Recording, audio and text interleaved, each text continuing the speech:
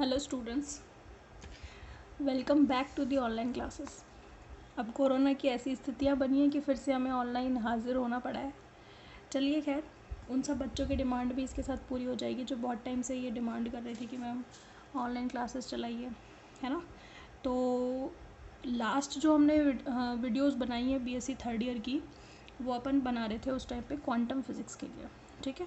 फिर बीच में अपनी क्लासेस कॉलेज शुरू हो गए थे, तो उस दौरान मैंने उनको क्वांटम फिज़िक्स जो है वो कंप्लीट करा दी और ऑनलाइन क्लासेस में भी लगभग 3 यूनिट में क्वांटम की करवा चुकी हूँ, है ना। ऑनलाइन क्लासेस में 4th यूनिट है, आप लोग कर लेना मैनेज। अगर उसमें फिर भी कोई टॉपिक समझ में नहीं आता है आप लोगों को, तो फिर वो मैं देखूँगी कि आप लोगों की कितनी उस हिसाब से डिमांड रहती है किसी स्पेशल टॉपिक को लेकर के जो समझ में नहीं आता है, तो उस हिसाब से मैं सेपरेट उनके वीडियोज़ आपको बना दूँगी, उस हिसाब से कि कितने बच्चे ये चाहते हैं कि वीडियो बनाई जाए क्वांटम फिज़िक्स की 4th यूनिट पे, ठीक है। फ़िलहाल मेरी जो कॉलेजेस में क्लास चल रही है उसके बेसिस पे मैं क्लासेस जो है वो कंटिन्यू कर रही हूँ, ठीक है। क्वांटम फिज़िक्स में कंप्लीट करा करके कॉलेज में सॉलिड स्टेट फिज़िक्स जो है वो मैं चला रही हूँ, है ना। सॉलिड स्टेट फिज़िक्स की मेरी यूनिट फर्स्ट वहाँ पे कंप्लीट हो चुकी है, ठीक है। और यूनिट सेकंड हम लोगों की उधर चल रही है ना। यूनिट फर्स्ट में मैं आपको आइडिया दे देती हूँ थोड़ा बहुत, आप बुक की भी हेल्प ले लीजिए। जो अदर बच्चे हैं मेरे कॉलेजेस के अलावा, उनके लिए मैं बात कर रही हूँ, ठीक है। यूनिट फर्स्ट जो है, फ़िलहाल मैं यूनिट सेकंड आपको कंटिन्यू करूँगी, लेकिन यूनिट फर्स्ट में बेसिकली क्या क्या है उसका मैं आपको थोड़ा सा जल्दी से बता देती हूँ, और आप उसके लिए बुक की हेल्प ले लीजिए। और फिर से वही, आपको कोई स्पेशली टॉपिक समझना है, ज़्यादा बच्चों की अगर ऐसा लगता है कि आपको समझना है, ज़्यादा डिमांड आती है, तो उस पर्टिकुलर टॉपिक के ऊपर मैं बना सकती हूँ वीडियो सेपरेट, ठीक है। तो आप लोग मेरे को कमेंट सेक्शन में बता देना कि कौन सा ऐसा स्पेशल टॉपिक है आपका क्वांटम फिज़िक्स की 4th यूनिट में और सॉलिड की 1st यूनिट में जो आपको स्पेशली समझना है, ठीक है। उस हिसाब से अपन बच्चों की संख्या देख करके उस हिसाब से अपन वीडियो बना लेंगे। यूनिट फर्स्ट जो है उसमें अपन सॉलिड के बारे में पढ़ चुके हैं, क्रिस्टल के बारे में पढ़ चुके हैं, लेटेस क्या होते हैं, ठीक है, बेसिस क्या होते हैं, लेटेस बेसिस, है ना। इसके अलावा ब्रैग्स इक्वेशन हम लोग पढ़ चुके हैं, ठीक है। और इसके अलावा सिंपल क्यूबिक स्ट्रक्चर्स पढ़ चुके हैं अपन। सिंपल क्यूबिक मतलब कुछ क्रिस्टल स्ट्रक्चर्स है जिसमें एक सिंपल क्यूबिक था, बीसीसी था, एफसीसी था, ठीक है। इसके अलावा अपन क्रॉनिक पेनी मॉडल पढ़ चुके हैं, ठीक है। सॉरी, ये तो सेकंड यूनिट का पार्ट आ गया। क्रॉनिक पेनी तो बीसीसी, एफसीसी, और ये मतलब ऐसे कुल मिलाकर के काफ़ी टॉपिक्स हैं जो अपन यूनिट फर्स्ट में कर चुके हैं, ठीक है। आयनिक बॉन्डिंग के बारे में पढ़ चुके हैं, कोवेलेंट बॉन्डिंग पढ़ चुके हैं, ठीक है। तो ये सारी प्रतिलोमी जालक, है ना, एक्सरे है, रेसिप्रोकल लेटिस है ना, इनके बारे में हम लोग पढ़ चुके हैं। तो आपका जो भी है सिलेबस उसके हिसाब से आप बता देना। यूनिट सेकंड में भी अपन काफ़ी पार्ट कर चुके हैं। यूनिट सेकंड का एक्चुअली ए पार्ट चल रहा है, बी पार्ट है सेमीकंडक्टर, जो आप लोग खुद कर लेना क्योंकि वो आपके 12th क्लास के बेसिस पर ही है। इसमें सिर्फ बी पार्ट में मैं आपको हॉल्स इफ़ेक्ट पढ़ाऊँगी, जो कि आपके लिए नया है। वो मैंने क्लासेस में भी कह रखा है कि मैं हॉल्स इफ़ेक्ट पढ़ाऊँगी, ये आप लोगों ने नहीं पढ़ा है ना। बी सेक्शन में मैं सिर्फ हॉल्स इफ़ेक्ट या फिर कोई ऐसा टॉपिक होगा जो आपने नहीं पढ़ा वो ही मैं कंटिन्यू करूँगी। बाकी बी सेक्शन में सेमीकंडक्टर है, सेमीकंडक्टर पूरा वही है जो आपने 12th क्लास में पूरा पढ़ा हुआ है। इसके अलावा भी आप बीएससी सेकेंड ईयर में भी सेमीकंडक्टर पढ़ के आए हैं, तो मैं वो वाले टॉपिक्स नहीं उठाऊँगी, ठीक है। ठीक है, इसके बाद जो है बी सेक्शन में हम क्रॉनिक पेनी मॉडल पढ़ चुके हैं। बैंड थ्योरी आती है इसमें, बेसिकली स्टार्ट होती है बैंड थ्योरी से, है ना। बैंड थ्योरी है, बैंड थ्योरी ऑफ सॉलिड्स हम पूरी पढ़ चुके हैं। क्रॉनिक पेनी मॉडल पढ़ चुके हैं। इफेक्टिव मास हम लोगों का टॉपिक चल रहा था, ठीक है। इसमें हम क्रिस्टल मोमेंटम पढ़ चुके थे, और मेरा जो कॉलेज में टॉपिक चल रहा था वो था इफेक्टिव मास, और यहीं से मैं कंटिन्यू कर रही हूँ, ठीक है। अच्छा, मैं अपना जो सिलेबस चलाती हूँ क्योंकि बच्चे बार बार मेरे से पूछते हैं, वो RRBMU अलवर की यूनिवर्सिटी है उसके बेसिस पे चलाती हूँ मैं, राजर्षि भर्तृ मत्स्य यूनिवर्सिटी, ठीक है। RRBMU का जो सिलेबस है वो RU के लिए भी एप्लीकेबल है, राजस्थान यूनिवर्सिटी के लिए भी। एक PDUS यूनिवर्सिटी है, शेखावटी यूनिवर्सिटी, उसके लिए भी एप्लीकेबल है।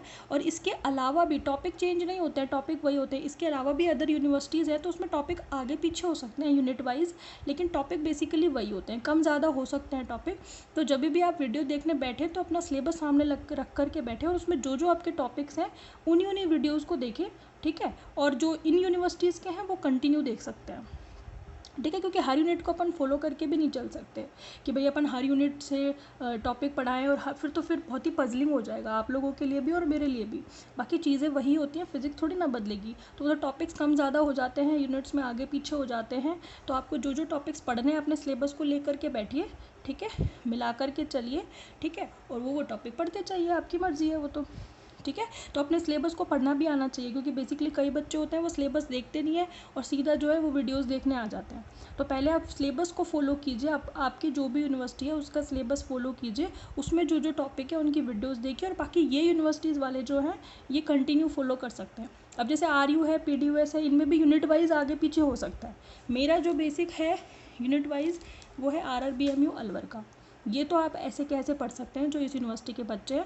बाकी PDUS और RU के टॉपिक आगे पीछे हो सकते हैं, समझ में आ गई, ठीक है। तो इफेक्टिव मास में जो है बेसिकली आज स्टार्ट कर रही हूँ आपका, और इसी के आगे अपन कंटिन्यू करेंगे, और डिमांड के हिसाब से मैं टॉपिक के लिए अलग से वीडियोस बना दूँगी, समझ में आ गई, ठीक है। चलो, इफेक्टिव मास का हम फिज़िकल ओरिजिन पढ़ रहे थे कि इफेक्टिव मास कहाँ से आया।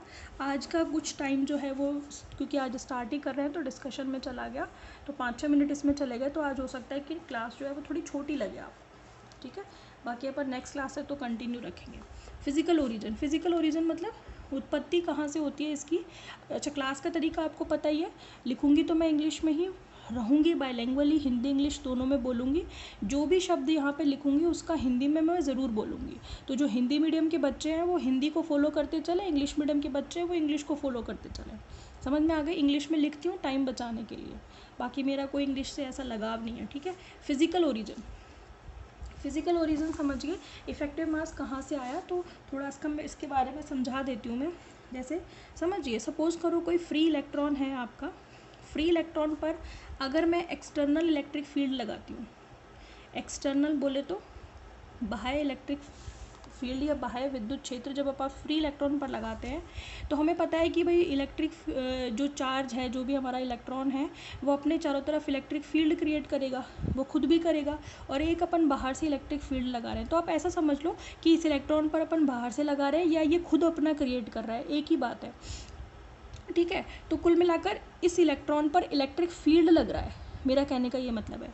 तो जब इस फ्री इलेक्ट्रॉन पर अगर अपन बाहर से कोई इलेक्ट्रिक फील्ड लगाते हैं तो इस पर जो इलेक्ट्रिक फोर्स लगेगा वो कौन सा लगेगा, इलेक्ट्रिक फोर्स F = QE, विद्युत बल, इतना ही लगता है। अब इलेक्ट्रॉन का चार्ज कितना होता है, -E, तो इलेक्ट्रिक फील्ड, ठीक है। यानी कि फ्री इलेक्ट्रॉन पर लगने वाला फोर्स इतना होता है जिसको अपन विद्युत बल या इलेक्ट्रिक फोर्स कह रहे हैं, ठीक है। तो त्वरण कितना होगा इस कंडीशन में, एक्सेलरेशन की अगर अपन बात करें तो अगर एक्सेलरेशन अगर स्मॉल a है तो मास कितना होगा, मास = क्या होगा, क्योंकि हम जानते हैं कि न्यूटन के नियम से F = m में होता है, तो a क्या होगा, F/m होगा। अब F हमने अभी अभी निकाला है, इलेक्ट्रिक फोर्स कितना लग रहा है, विद्युत बल -E × E और अपॉन में m, समझ में आ गई बात। तो मास कितना आया हमारे पास यहाँ पर, ये कहलाता है आपका एक्चुअल मास, क्या कहलाता है, एक्चुअल मास, और इसको अपन डिनोट करते हैं स्मॉल m से, ठीक है, सॉरी F/a आएगा, है ना, ये F/a वेक्टर क्वांटिटी है, F/a, ठीक है। तो -E, कैपिटल E अपॉन में एक्सेलरेशन, ये मास हो जाएगा। ये तो तब है जब इलेक्ट्रॉन मेरा कैसा है, फ्री इलेक्ट्रॉन है, मतलब वो स्पेस में मेरे पास फ्री है, उस पर मैंने इलेक्ट्रिक फील्ड लगाया तो उस पर इलेक्ट्रिक फोर्स कितना लगा, -E। तो मैं ये देखना चाहती हूँ कि उस इलेक्ट्रॉन का मास कितना होगा। तो ऐसी स्थिति में इलेक्ट्रॉन का मास हमने न्यूटन के दूसरे नियम से m = कितना निकाला, -EE/a। इसको अपन इक्वेशन 1 कंसिडर कर लेते हैं, ठीक है। फोकस करो कंसेप्ट क्लियर करने में, नोट्स कहीं से भी मिल जाएंगे और आप इसको भी फॉलो कर सकते हैं जो जो मैं पढ़ाती जा रही हूँ, ठीक है। अब सुनिए मेरी बात, ये तो तब बात हुई जब मेरा इलेक्ट्रॉन कैसा है, फ्री है। लेकिन अगर इलेक्ट्रॉन फ्री ना होकर के किसी क्रिस्टल में बंधा हुआ, क्योंकि अपन फिजिक्स कौन सी पढ़ रहे हैं, सॉलिड स्टेट फिजिक्स, तो हमें हर चीज़ को स्टडी करेंगे एक सॉलिड के अंदर या एक क्रिस्टल के अंदर। तो जब इलेक्ट्रॉन जो है फ्री था तो उसका मास इतना था, लेकिन अगर इलेक्ट्रॉन फ्री ना होकर के किसी क्रिस्टल में बंधा हुआ हो तो due to, if electron is bounded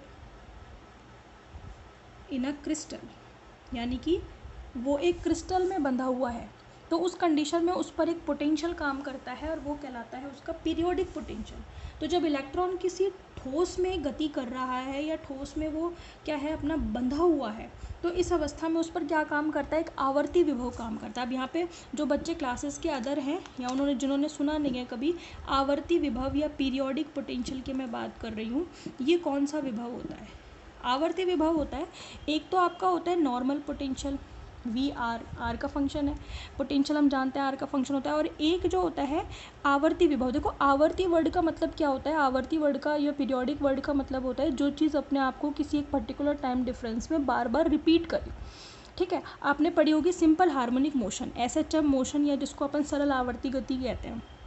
उसमें कोई भी पार्टिकल जो है वो एक पर्टिकुलर टाइम डिफरेंस में, उसका फिक्स टाइम डिफरेंस है, उतने में वो बार बार अपनी मोशन को क्या करती है, रिपीट करती है। तो आप उस मोशन को क्या कहते हो, आवर्ती गति कहते हो या सरल आवर्ती गति कहते हो। इसके अलावा हम पढ़ते हैं दोलनी गति या ऑसिलेटरी मोशन, है ना। वो क्या होती है, दोलनी गति में पार्टिकल आवर्ती गति तो करता ही है, साथ ही वो एक निश्चित बिंदु के इर्द गिर्द क्या करता है, मोशन भी करता है। जैसे पेंडुलम, सिंपल पेंडुलम क्या करेगा, एक पर्टिकुलर टाइम डिफरेंस में एक बार अपनी पोजीशन के इधर जाएगा और एक बार इधर जाएगा, तो आप उसको क्या कहते हो कि उसकी सरल आवर्ती गति है।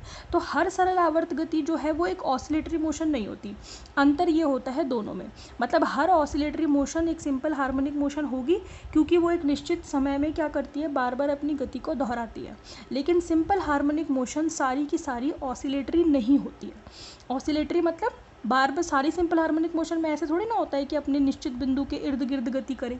समझ में आ रही है? तो हर सिंपल हार्मोनिक मोशन ऑसिलेटरी नहीं होती, लेकिन हर oscillatory motion simple harmonic motion होती है।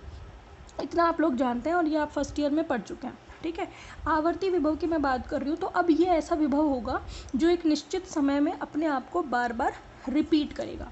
जैसे सपोज करो ये एक मैंने पोटेंशियल आपके सामने बनाया हुआ है जो हम क्रॉनिंग पेनी मॉडल में पढ़ चुके हैं। ये वाला विभव कैसा था, आवर्ती विभव था। यहाँ से स्टार्ट हुआ, इतना चला, इतना गया और फिर इतना आया। अब देखो ये ही पार्ट बार बार रिपीट हो रहा है। पहले इसने ये वाला पाथ चला, फिर ये वाला पाथ इसने कवर किया, फिर आगे जाएगा तो इसी पाथ को ये बार बार कवर करेगा। तो यहाँ से लेकर यहाँ तक का पाथ इसने बार बार कवर किया है। ठीक है, तो इसकी मोशन कैसी है, सिंपल हार्मोनिक, यानी कि जो पार्टिकल है वो बार बार अपने आप को रिपीट कर रहा है। पर एक पोटेंशियल फील्ड में रिपीट करे, यानी कि एक ऐसा पोटेंशियल जो अपने आप को बार बार एक पर्टिकुलर टाइम डिफरेंस पे रिपीट करे, तो उसको अपन बोलते हैं आवर्ती विभव। यानी कि इस आवर्ती विभव के लिए क्या इक्वेशन फॉलो करेगी कि V R plus T is equal to V R. ये टी क्या है, ये एक्चुअली समय का फैक्टर है जिसको अपन बेसिकली सॉलिड के केस में स्थानांतरण सदिश बोलते हैं। ठीक है, ट्रांसलेटरी वेक्टर। तो अगर कोई पोटेंशियल इस इक्वेशन को फॉलो करे, यानी कि V R plus T is equal to V R आए, तो वो पोटेंशियल कैसा कहलाता है, फिर आवर्ती विभव या पीरियोडिक पोटेंशियल कहलाता है। ठीक है, तो अब हम बात कर रहे हैं कि इलेक्ट्रॉन अगर किसी क्रिस्टल में बाउंड है तो उस पर एक नॉर्मल पोटेंशियल काम ना करके ये वाला पोटेंशियल काम करता है, यानी कि आवर्ती विभव या पीरियोडिक पोटेंशियल काम करता है। इसके वजह से उसका द्रव्यमान उसके एक्चुअल मास के बराबर ना होकर के कुछ अलग होता है, उसी को हम क्या बोलते हैं, इफेक्टिव मास। तो एक बार मैं उसकी डेफिनेशन लिख देती हूँ। When electron is bounded in a crystal और is moving in a crystal, moving in a, मैं इसको इंग्लिश में लिख दूँ एक बार, फिर मैं इसको हिंदी में बोल दूँगी, हिंदी वाले लिख लेना अपनी कॉपी में। Crystal, then due to periodic motion, periodic, due to periodic motion, the ratio of exerting force on particle and acceleration is different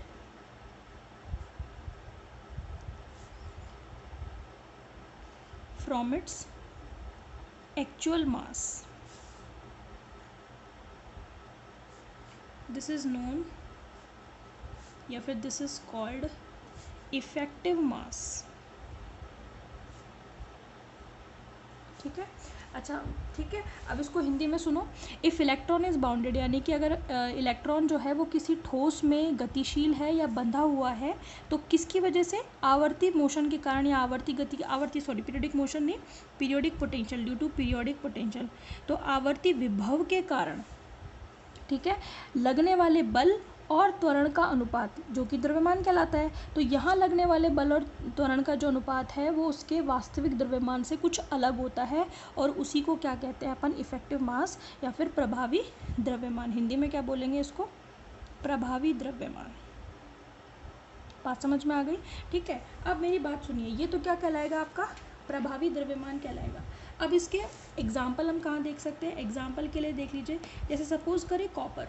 हम जानते हैं कि कॉपर का जो एटम होगा, जो उसका न्यूक्लियस होगा, न्यूक्लियस के चारों तरफ क्या होंगे? इलेक्ट्रॉन होंगे। तो हमें पता है कि जो न्यूक्लियस के सबसे पास वाला शेल होता है वो के शेल कहलाता है, उसके बाद एल शेल कहलाता है, फिर आगे जाकर एम और फिर एन। मतलब न्यूक्लियस से जितनी दूर दूर जाते हैं तो शेल कैसे बढ़ते हैं? के, एल, एम, एन, ऐसे शेल आगे जाते हैं। तो सबसे न्यूक्लियस के पास वाला जो होता है वो के शेल सबसे पास होता है, तो सबसे ज़्यादा स्ट्रॉन्ग फोर्स से ये इलेक्ट्रॉन बंधे हुए होते हैं। तो के शेल में जो इलेक्ट्रॉन होंगे वो सबसे स्ट्रांगली बाउंड होंगे, ठीक है, due to attraction force. Coulomb attraction force लगेगा इस न्यूक्लियस और इस के शेल के इलेक्ट्रॉनों के बीच में, उसकी वजह से, ठीक है। तो अब के शेल के जो इलेक्ट्रॉन होंगे कॉपर में या किसी भी सॉलिड में, के शेल के जो इलेक्ट्रॉन होंगे वो उससे क्लोजली बाउंड होंगे, यानी कि बहुत अच्छे तरीके से अच्छे बल के साथ बंधे हुए होंगे। तो ये इलेक्ट्रॉन कैसे हो गए? सॉलिड में बंधे हुए इलेक्ट्रॉन हो गए। अब अगर इन पर आप बाहर से इलेक्ट्रिक फील्ड लगाते भी हो तो इनमें कोई मूवमेंट नहीं होती, क्योंकि ये ज़्यादा स्ट्रॉन्ग फोर्स से बंधे हुए होते हैं। मूवमेंट ना होने का क्या मतलब है? कि एक्सेलरेशन ज़ीरो है, और एक्सेलरेशन ज़ीरो होने का मतलब क्या है? कि स्मॉल एम कैसे निकलेगा? फोर्स जो लगा रहे हो आप, फोर्स कितना लगा रहे हो आप? फोर्स लगा रहे हो माइनस ई, विद्युत बल इतना ही लग रहा है, अपॉन ए तो आपने जीरो कर दिया। ए जीरो करने से ये एम कितना हो गया? इन्फिनिटी। यही कहलाता है एम स्टार, और इसी को हम क्या बोलते हैं? इफेक्टिव मास। तो ये इफेक्टिव मास का जो कॉन्सेप्ट आता है वो कब आता है? जब आप बात कर रहे हो इलेक्ट्रॉन की, किसमें? एक सॉलिड में, फ्री में बात कर रहे होते हैं, यानी कि जब इलेक्ट्रॉन फ्री इलेक्ट्रॉन है, जब उसकी बात कर रहे होते हैं तो इलेक्ट्रिक फोर्स और त्वरण का रेशो तो एक एक्चुअल मास के बराबर ही होता है।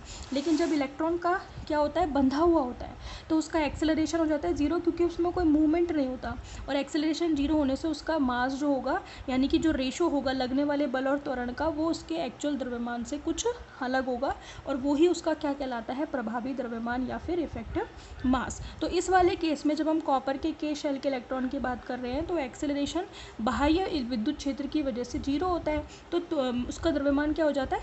अनंत हो जाता है। यानी कि ये क्या कहलाएगा? अब ये एक्चुअल मास तो नहीं है, ये क्या कहलाएगा? इफेक्टिव मास या फिर प्रभावी द्रव्यमान, ठीक है। ठीक है, तो ये किसके लिए बात की हमने? ये फॉर एग्जांपल हमने किसके लिए बताया? कॉपर के लिए। तो कॉपर के लिए जो मैंने समझाया फॉर एग्जांपल के लिए लिख सकते हैं। लेकिन अगर इसके विपरीत अगर आप सोडियम के लिए लें, सोडियम में क्या होगा? बाहर वाले इलेक्ट्रॉन जो होंगे, यानी कि जो वैलेंस शेल इलेक्ट्रॉन होंगे, वैलेंस शेल मतलब बाह्यतम कोश, आउटर मोस्ट इलेक्ट्रॉन जो होंगे, जिनको आप संयोजी इलेक्ट्रॉन भी कहते हो, वो नाभिक से दूर होते हैं, कम बल से बंधे हुए होते हैं। अगर आप उन पर बाहर से कोई बल लगाओगे तो उनमें त्वरण क्रिएट हो जाएगा, और जब त्वरण आ जाएगा तो वहाँ पर जो द्रव्यमान होगा वो उसके इफेक्टिव मास के बराबर ही होगा। यानी कि अगर आप यहाँ पे मास निकालोगे ना, तो वो m जो है वो माइनस ई अपॉन ए के बराबर आएगा। यानी कि सोडियम के वैलेंस इलेक्ट्रॉनों के लिए जो प्रभावी द्रव्यमान है वो उसके वास्तविक द्रव्यमान के बराबर ही होगा। Effective mass is just equal to the actual mass. But for K shell electron for copper nucleus, copper के लिए जो के शेल इलेक्ट्रॉन होंगे उनमें क्योंकि त्वरण जीरो होगा तो द्रव्यमान अलग होगा, यानी कि कितना होगा? इन्फिनिटी, और वो उसका क्या कहलाएगा? इफेक्टिव मास। तो ये हमारा कंसेप्ट हो जाता है किसके लिए? इफेक्टिव मास के लिए, ठीक है। तो अब देखें ज़रा इसको आगे, इफेक्टिव मास के लिए क्या फॉर्मूला निकालेंगे? Therefore if electron is in external field of minus of E, electron is external field of E in a crystal, then resultant force कितना होगा? F is equal to minus E plus F1। ये मैं कहाँ बात कर रही हूँ? Solid में। ये तो फ्री इलेक्ट्रॉन की बात थी ऊपर, तो यहाँ पे मैं बात कर रही हूँ सॉलिड में। यानी कि यहाँ सॉलिड में क्या होगा? इस इलेक्ट्रॉन इस फोर्स के अलावा एक और बल कार्य करेगा, यानी कि F is equal to minus E plus F1। अब F बराबर में क्या होता है आपका, M में होता है, तो यहाँ पे M में कर दीजिए E प्लस यहाँ पर क्या होगा M1 इंटू A। ठीक है, दूसरा बल लग रहा है, ये एक एक्स्ट्रा फोर्स लग रहा है, ठीक है, क्रिस्टल की वजह से। तो यहाँ पे ए वाली टर्म्स को एक साथ ले लीजिए, M minus M1 into A, और यहाँ पर ये हो जाएगा ये। ठीक है, तो यहाँ पे M माइनस M1 कितना आएगा, माइनस E अपॉन में A वेक्टर है ना, इनके ऊपर वेक्टर है, यही क्या कहलाता है, M स्टार कहलाता है। बात समझ में आ गई। यानी कि एक्चुअल मास में से एक द्रव्यमान घटा तो जो द्रव्यमान मिला वो उसका क्या कहलाया, इफेक्टिव मास या फिर प्रभावी द्रव्यमान। ये जो M star is equal to M minus M1 है, यही क्या कहलाएगा, उसका प्रभावी द्रव्यमान कहलाएगा। ठीक है, इसके बाद की बातें अपन जो है वो नेक्स्ट क्लास में करेंगे। और इसके अलावा हम एक विमीय क्रिस्टल यानी कि 1D क्रिस्टल, 2D और 3D क्रिस्टल के लिए M स्टार का मान भी निकालेंगे। बात समझ में आ गई। तो कंसेप्ट क्लियर होना चाहिए। नोट्स तो फिर आप खुद से भी बना सकते हो और इसको फॉलो कर सकते हो। ठीक है, थैंक यू सो मच।